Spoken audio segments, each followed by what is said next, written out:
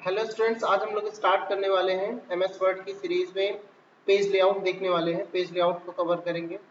तो यहाँ पर क्या क्या चीज़ें हैं। तो सबसे पहले एमएस वर्ड ओपन कर लेंगे। एमएस वर्ड ओपन करने के लिए वही विंडो के साथ में और यहाँ पर हम लिखते हैं विनवर्ड और एंटर कर देंगे। तो यहाँ पर हमारा वर्ड ओपन हो गया है। पेज लेआउट जो है थर्ड टैब है एमएस वर्ड का। यहाँ पर सबसे पहले जो है हम देखेंगे, यहाँ पर लिखा हुआ है थीम। थीम्स में क्या होता है, थीम को हम रीअप्लाई कर सकते हैं, चेंज कर सकते हैं।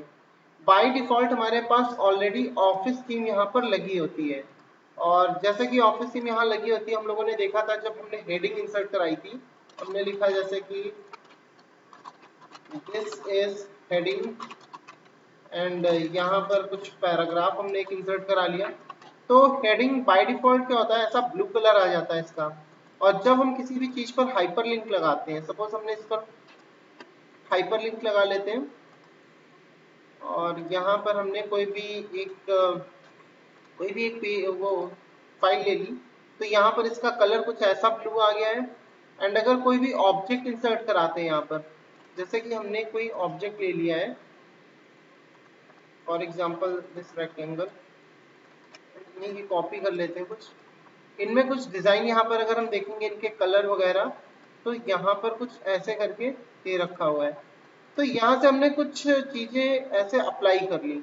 ओके, अब हम आते हैं वापस से पेज लेआउट पे। तो यहाँ पर हमने बताया कि ऑफिस थीम लगी होती है। ऑफिस थीम की वजह से इसका हेडिंग का कलर, इसका जो हाइपरलिंक होता है उसका कलर, और बाकी ऑब्जेक्ट्स के जो भी डिफॉल्ट वहां पर शेड दिख रही थी वो ऐसी आ रही है। अगर हम यहाँ पर ऑफिस की जगह एपेक्स लगा लेते हैं, तो इनका थीम का कलर चेंज हो गया। फिर उसके बाद एस्पेक्ट लगा लेते हैं। तो जैसे ही हम थीम चेंज करेंगे, तो यहाँ पर थीम में क्या होता है, ओवरऑल मतलब इसकी कलर, इसका फॉन्ट, इसका स्टाइल और हर एक चीज यहाँ पर चेंज होते हुए दिख रहा होगा। तो ये होती है थीम। तो जैसे ही भी हमें थीम लगानी है, यहाँ से हम क्या कर सकते हैं, अप्लाई कर सकते हैं। सपोज हमने ये थीम लगा दी, फिर उसके बाद में इसका कलर सिर्फ चेंज करना है, तो यहाँ से सिर्फ कलर चेंज कर सकते हैं। और अगर यहाँ पर कलर कोई भी नहीं अच्छा लग रहा है, तो हमें खुद से भी कोई कलर की स्कीम अगर बनानी होती है, तो यहाँ पर कलर थीम बना सकते हैं। न्यू पर क्लिक करेंगे और यहाँ पर जो है कुछ एक्सेंट्स वगैरह दे रखा है और बैकग्राउंड और फोरग्राउंड का कलर दे रखा है। जैसे टेक्स्ट यहाँ बैकग्राउंड का कलर डार्क होगा, तो डार्क है, कौन कौन से कलर आ सकते हैं, कौन कौन से लेना है। तो सपोज हमने ये डार्क मैरून दे दिया और ये दे दिया, ब्लू दे दिया। फिर इसके बाद में यहाँ पर सेकंड वाले में ऐसे आके पर्पल दे दिया। और यहाँ पर कोई कलर और ले लेते हैं स्टैंडर्ड कलर से आके। और फिर एक्सेंट 1 है, 2 है, 3 है, तो इसमें कुछ रेड, ग्रीन, ब्लू, इस तरह से कलर लेते आते हैं। यहाँ पर ऐसा वाला ग्रीन ले लिया और ये वाला पिंक ले लिया। तो इस तरीके से हम यहाँ पर क्या कर सकते हैं, कलर दे सकते हैं।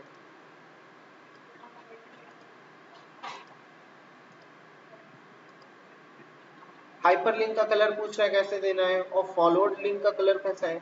तो यहाँ पर हाइपरलिंक का कलर हम सपोज दे देते हैं ये कुछ पर्पल टाइप का, या फिर इसको डार्क ग्रीन दे देते हैं। और ये सब करके हम जैसे इसका नाम दे देंगे, तो यहाँ पर हमने लिखा माई कलर थीम और सेव पर क्लिक कर दिया। तो अब यहाँ पर हम देख सकते हैं इनका सबका कलर सब कुछ चेंज हो गया होगा। हाइपरलिंक का कलर हमने ग्रीन दिया था, वो चेंज हो गया। यहाँ पर हमारी खुद की एक माई कलर थीम बनकर आ चुकी है। तो ये सारे के सारे यहाँ पर जो है कलर थीम्स पहले से कुछ पड़े हुए हैं, जैसे office, grayscale, apex, aspect, civic, equity. तो यहाँ पर हमने खुद की एक थीम बना ली है। और अगर हम यहाँ पर अब स्टाइल फॉर्मेट पर भी जाएं, तो यहाँ पर हम देख सकते हैं सारे के सारे हमारे जो थीम के कलर थे वो यहाँ पर शो हो रहे हैं। तो इस तरीके से हम थीम को रिअप्लाई कर सकते हैं। जो भी यहाँ पर इफेक्ट लगाना है, जैसा फॉन्ट चेंज करनी है फॉन्ट चेंज कर सकते हैं, इफेक्ट देना है इफेक्ट चेंज कर सकते हैं, कलर चेंज करना है कलर चेंज कर सकते हैं, थीम चेंज करना है तो थीम। तो ये ओवरऑल थीम का हिस्सा है। तो थीम में बेसिकली यहाँ से रीअप्लाई करते हैं, चेंज करते हैं। और बाय डिफॉल्ट तो ऑफिस थीम लगी ही होती है। नेक्स्ट फिर यहाँ पर है मार्जिन। मार्जिन क्या होती है, मार्जिन हम टोटल, जैसे यहाँ पर हम कुछ भी लिखते हैं, हमने एक पैराग्राफ लिख रखे हैं, 4 पैराग्राफ हमने इंसर्ट करा दिए और हम चाहते हैं इसमें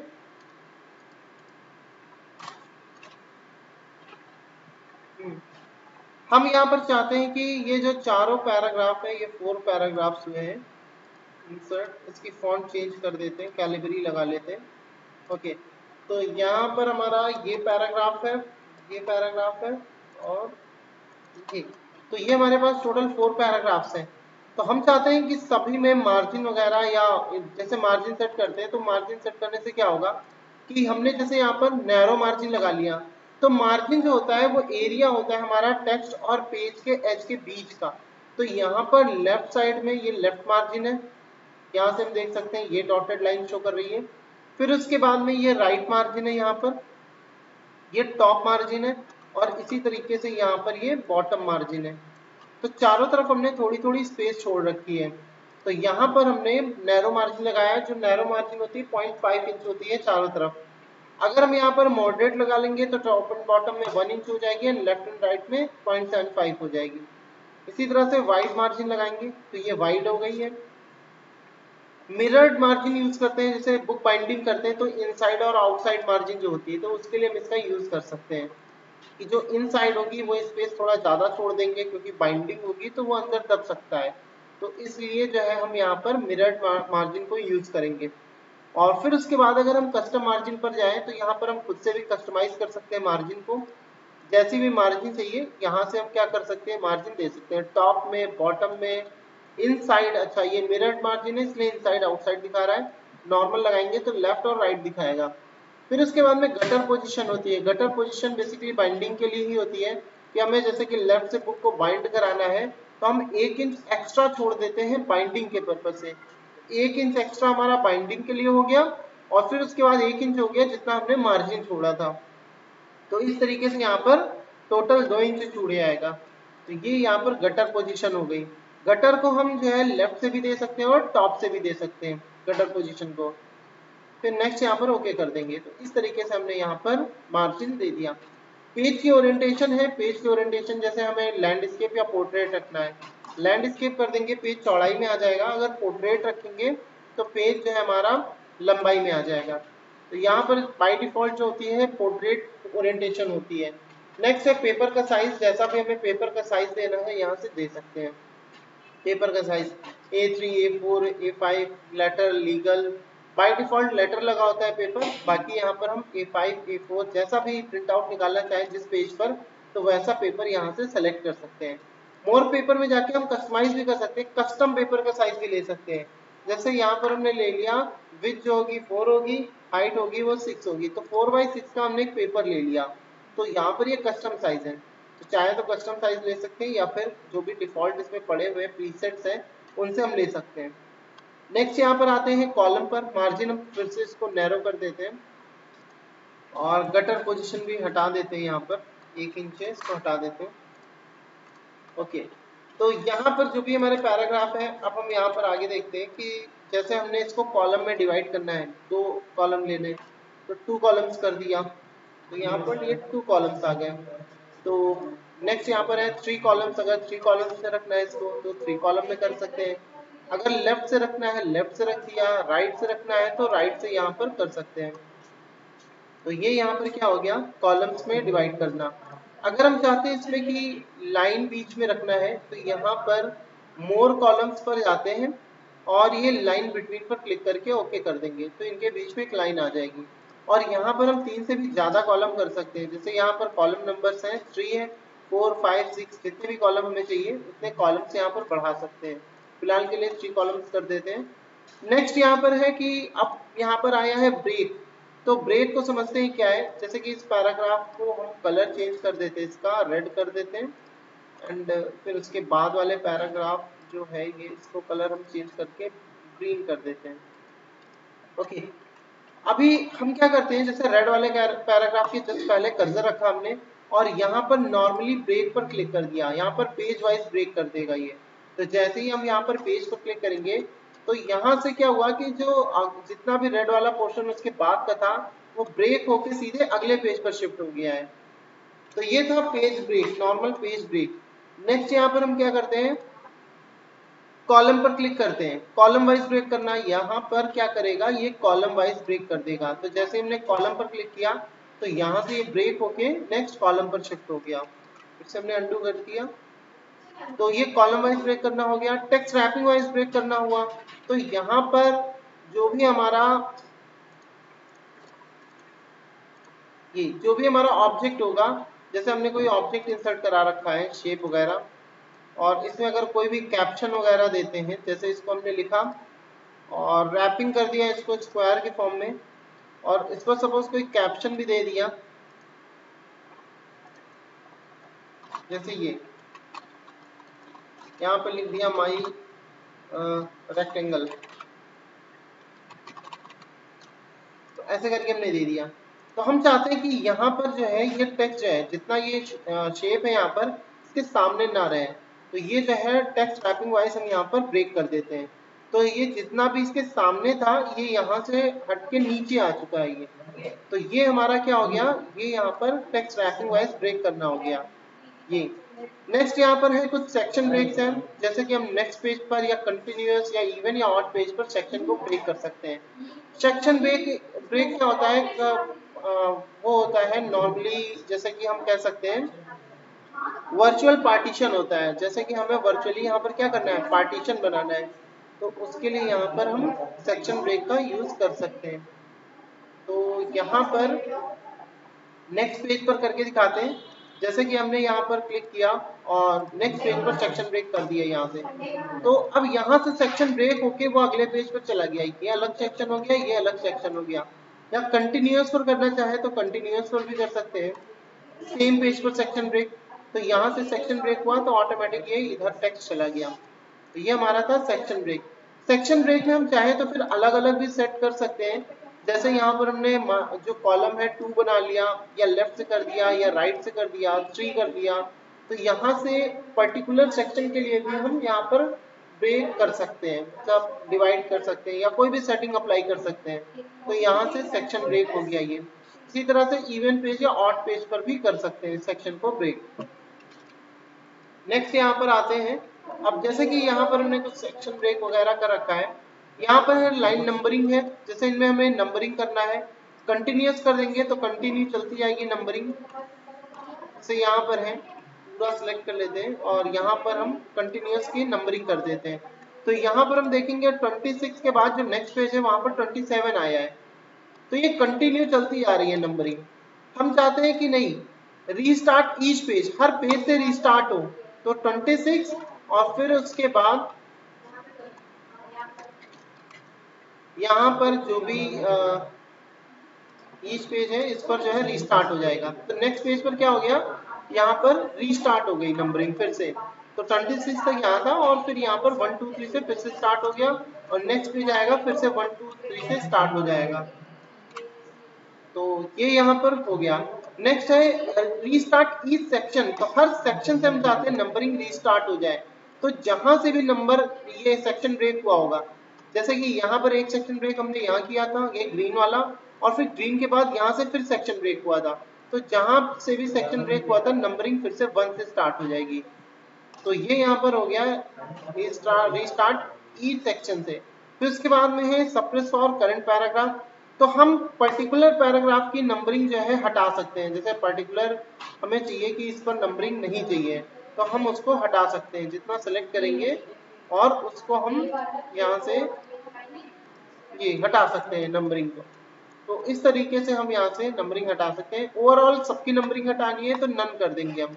तो इससे हमारा जो है जितना भी यहाँ पर हमने सेलेक्ट करके नन कर देंगे तो सारी की सारी नंबरिंग गायब हो जाएगी यहाँ पर। नेक्स्ट यहाँ पर है हाइफेनेशन। हाइफेनेशन क्या होता है कि जैसे हमने अपने डॉक्यूमेंट को हाइफेनेशन लगा दिया यहाँ पर ऑटोमेटिक करके, और अब हम देख सकते हैं यहाँ पर, जैसे यहाँ पर हमारा डॉक्यूमेंट लिखा हुआ है, ये डॉक्यूमेंट। तो डॉक्यूमेंट में हाफ टेक्स्ट ऊपर लिखा है, फिर एक डैश लगा हुआ है, इसी को हाइफन बोलते हैं, और आधा वर्ड हमारा नीचे आ चुका है। तो ऑटोमेटिकली क्या करेगा, ये जहां जहां पर भी इसको रिक्वायर होगा वो ऑटोमेटिक यहाँ पर हाइफन साइन लगा देगा। और यहाँ पर कुछ ऑप्शन है हाइफन में कि जैसे कि जो हाइफनेशन का साइज होगा, जोन होगा, कितनी दूर से हाइफन लगाना है, तो 0.25 पर, 0.25 जैसे ही मार्जिन से, मतलब ये जो मार्जिन दूरी पर जितना भी आने की कोशिश करेगा तो ये करेगा हाइफन कर देगा उसको। तो ये यहाँ पर सिंपली हमें बस ऑटोमेटिक पर लगा देना होता है, बस नन कर देंगे तो हट जाएगा हाइफनेशन। नेक्स्ट है यहाँ पर वाटरमार्क, तो वाटरमार्क लगा सकते हैं यहाँ पर, जो भी हमें वाटरमार्क लगाना है। तो वाटरमार्क होता है जैसे पीछे बैकग्राउंड में एक हल्का सा टेक्स्ट आ जाएगा, जैसे हमने कॉन्फिडेंशियल लगा दिया। इसको हम कस्टमाइज भी कर सकते हैं, कस्टम वाटरमार्क में जाते हैं और कॉन्फिडेंशियल की जगह कुछ भी लिख सकते हैं, जैसे हमने यहाँ पर लिखा इन्फोसिस डिजिटल कंप्यूटर, और इसका कलर कर दिया हमने, जैसे सपोज मैरून कर दिया। और डायगोनल लिखना चाहे डायगोनल अप्लाई कर सकते हैं, इस समय डायगोनल आ गया होगा, या फिर हॉरिजॉन्टल लिखना चाहे तो हॉरिजॉन्टली अप्लाई कर सकते हैं। इस तरीके से यहाँ पर हम वाटरमार्क लगा सकते हैं। वाटरमार्क की फॉन्ट वगैरह भी चेंज कर सकते हैं, जैसी फॉन्ट चाहिए तो हमने फॉन्ट चेंज कर दिया, डायगोनली अप्लाई कर दिया। और क्लोज सेमी ट्रांसपेरेंट में ज़्यादा ट्रांसपेरेंसी लेवल होगा, और अगर हटा देंगे तो थोड़ा डार्क आएगा हमारा वाटरमार्क। तो इस तरीके से हमारा वाटरमार्क हमारे पेज पर आ चुका है। तो ये था वाटरमार्क लगाना। पिक्चर का भी वाटरमार्क यहाँ पर हम लगा सकते हैं। कस्टम वाटरमार्क पर जाएंगे और पिक्चर पर क्लिक कर देंगे, सेलेक्ट पिक्चर में आते हैं और कोई भी वाटरमार्क के लिए पिक्चर एक लगा सकते हैं। हमने एक पिक्चर चूज कर ली और अप्लाई कर दिया, तो पिक्चर काफी डल सी होगी, इसको वॉश आउट हटा देते हैं हम और अभी दिखाते हैं पिक्चर को। तो यहाँ पर एक हमारे पास ये वाटरमार्क आ गया है पिक्चर का। अच्छा, ये पिक्चर जो आई है पूरे पेज पर फिट नहीं है, तो हम इसका साइज भी बढ़ा या घटा सकते हैं। तो इसका साइज अगर हमें ऑटो की जगह 100%, 200% ऐसे लिख दें, तो यहाँ पर ये जो है पिक्चर का जो भी एक्चुअल साइज होगा तो उसके अकॉर्डिंग ये क्या हो जाएगी, फिट हो जाएगी। तो यहाँ पर हमने इसमें 200% लगाया है। और ये तो पिक्चर काफी ज्यादा बड़ी थी, रेजोल्यूशन बहुत ज्यादा था, तो इस वजह से जो है ये पूरे पेज पर आ गई और बाहर भी निकल गई। तो यहाँ पर हम क्या करते हैं, अभी पिक्चर को वापस से हटा देंगे इसको। तो यहाँ से हमने क्या किया, इसको पिक्चर को 200% की जगह 100% लगा दिया और अप्लाई कर दिया। और अभी देखते हैं पिक्चर कैसी आ रही है यहाँ पर। अभी भी ये काफी आई थिंक बड़ा है साइज इसका, तो 50% या मतलब जैसा भी हमारे पिक्चर का साइज होगा तो उसके अकॉर्डिंग यहाँ पर हम कर देंगे।